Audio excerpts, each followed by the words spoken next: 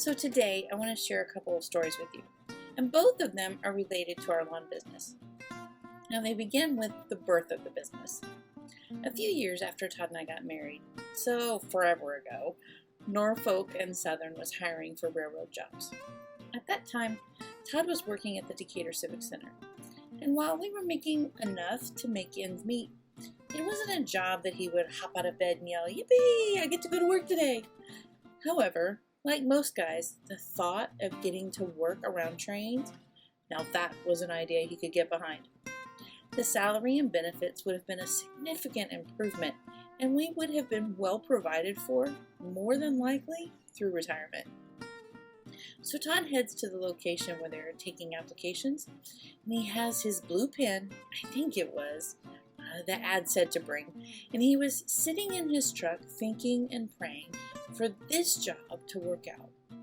He told me that he had this almost audible voice tell him he needed to just go home and start mowing grass for a living. I'm not sure how long he sat in that truck and pondered this, but he eventually just drove home and never went in to apply. Now let me tell you, when he came home and said that this was what he wanted to do, I think I contained the double blink look like, "What did you say?" But we all know I have a very expressive face, so I can't promise that to be true. So we talked about it for a while, and we agreed that he would start by mowing a few on the side and see how it went. Our business grew, and eventually in 2002, Todd left the Civic Center to mow full-time. Now, I would love to tell you that it was a fairy tale dream after that, but alas, Jen does not own any glass slippers. The years between the time we started in 1995 until today have been a long, grueling road filled with 2 back-to-back years of drought, 4 extremely dry years. 1 year we lost 11 clients due to death and job transfers, and every year we slogged through, not quite sure if this was going to be a great year or the year to break us. In between, we had 2 kids. God decided to guide, translated, dragged me kicking and screaming, into being a stay-at-home mom. Not because I didn't want to be with them, because it meant leaning on nothing but the business and God to get us through. Remember, logic and reasoning aren't my defaults, or are my default setting. Giving up a good-paying job with benefits didn't seem logical when the other income depends on the weather. So for the last 25 years, Todd has worked through hot, miserable conditions, unable to take off for extended periods of time because either grass was growing, snow was blowing, or money was absent. A few years ago, Todd was really struggling with whether he wanted to continue on this road. He was tired, feeling his age, and wanted to work less and play more. He'd been praying for God to show him where his place was in the scheme of things. Yet every time he lamented and prayed, he kept hearing this voice, sometimes audible, sometimes a feeling, "Todd, I need you to do this." Now, here is where the cranky wife part comes in. Did he ever tell me he was hearing these things?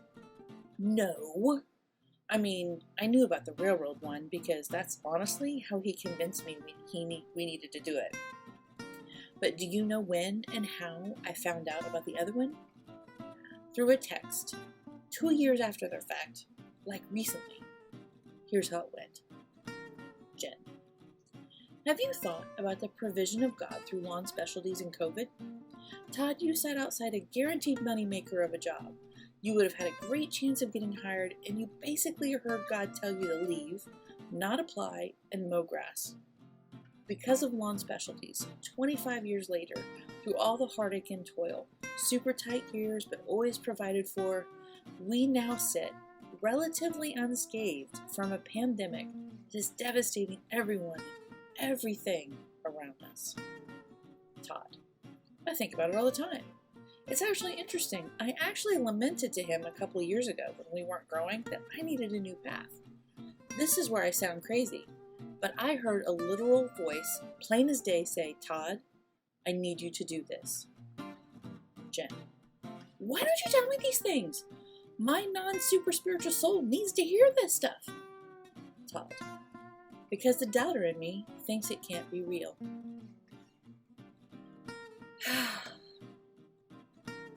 Why do we do that? There are literally over 100 scriptures where God assures us that we're loved, cared for, and will always be provided for in one way or another. There are practical verses like, consider the ravens. They never sow nor reap. They have neither storehouse nor barn, and yet God feeds them.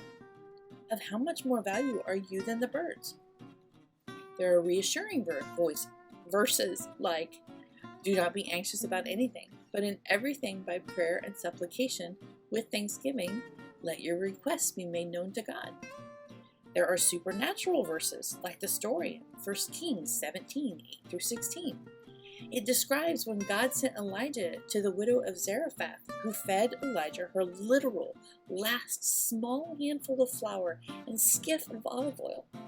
There would be no more food for herself and her son because of a drought. She planned to make her last meal, then both die of starvation. Elijah told her to make the small loaf, but to feed it to him, and that from there on, the jar of flour and jug of oil would not be empty until rain returned. And it was so. So many verses.